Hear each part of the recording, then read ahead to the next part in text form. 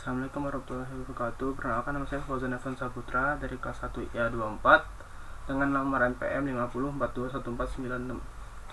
Hari ini saya akan mempresentasikan tentang larutan elektrolit dan non elektrolit. Larutan sendiri adalah campuran yang homogen antara zat terlarut dan pelarut. Pelarut dengan kata lain solvent adalah komponen utama dari larutan. Zat terlarut solut, yaitu adalah komponen kecil. Larutan elektrolit adalah larutan yang dapat mengantarkan arus listrik. Mengapa larutan elektrolit dapat mengantarkan arus listrik? Dijelaskan oleh Svante August Arrhenius dari Swedia 1887 menggunakan teori ionisasi. Teori ionisasi adalah zat-zat elektrolit jika dilarutkan dalam air akan terurai jadi ion positif atau kation dan ion negatif anion. Menurut Arrhenius, larutan elektrolit dapat menghantarkan arus listrik karena mengandung ion-ion yang bergerak bebas. Berdasarkan daya hantar listrik, satu ada elektrolit kuat, kedua ada elektrolit lemah, dan ketiga ada larutan non elektrolit. Selanjutnya kita akan membahas larutan elektrolit kuat. Elektrolit kuat adalah senyawa yang seluruhnya atau hampir seluruhnya di dalam air terurai menjadi ion-ion sehingga memiliki daya hantar listrik yang baik. Contoh, asam-asam kuat HCl, HClO3, H2SO4, HNO3, atau basa-basa kuat NaOH, KOH, COOH2, dan BaOH2.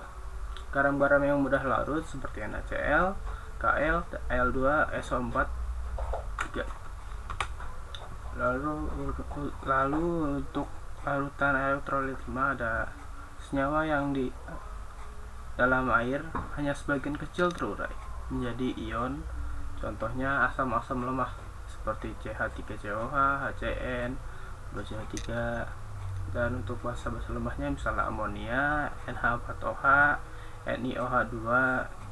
Dan untuk dari garam misalnya ada AgCl, ada COCr4, ada PbL2. Ini adalah larutan non elektrolit. Larutan elektrolit adalah larutan yang tidak dapat menghantarkan arus listrik. Mengapa? Larutan non elektrolit dapat menghantarkan arus listrik. Karena non elektrolit dalam larutan tidak terurai menjadi ion-ion, tetapi tetap berupa molekul. Contohnya ada urea, glukosa, sukrosa, dan etanol. Selanjutnya ada kekuatan elektrolit. Kekuatan sebuah larutan elektrolit bisa diukur dengan derajat ionisasi. Derajat ionisasi perbandingan jumlah mol atau molekul zat yang terionisasi dengan banyak mol atau molekul zat mula-mula.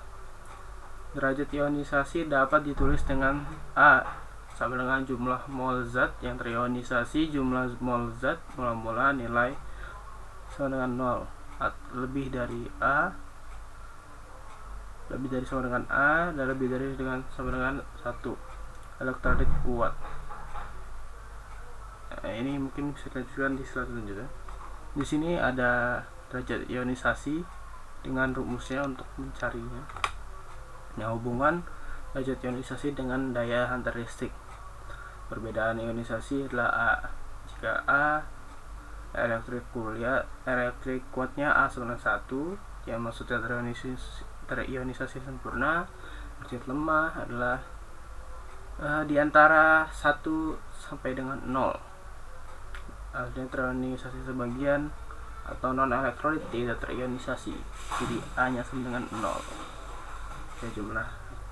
Ya, ini bisa untuk jumlah ion dalam larutan ada elektrolit kuat banyak, elektrolit lemah sedikit, non elektrolit tidak ada. Untuk daya hantar listriknya, elektrolit kuat ya tentu saja kuat, elektrolit lemah daya hantar listriknya lemah, dan non elektrolit tidak menghantarkan listrik. Hubungkan elektrolitan dengan ikatan kimia senyawa ion. Senyawa ionik tersusun atas ion-ion sekalipun dalam bentuk padat atau kering. Senyawa ionik dalam keadaan padat tidak dapat menghantarkan arus listrik karena ion-ion yang terikat dengan kuat. Namun apabila senyawa ionik dilarutkan dalam pelarut polar, misalnya air, maka senyawa ionik adalah suatu elektrolit Hal ini disebabkan ion-ion yang awalnya terikat kuat pada sisi terlepas, kemudian segera masuk dan menyebar dengan air sebagai medium untuk bergerak. Terima kasih atas perhatiannya. Saya undur diri. Wabillahi taufiq wal hidayah. Assalamualaikum warahmatullahi wabarakatuh.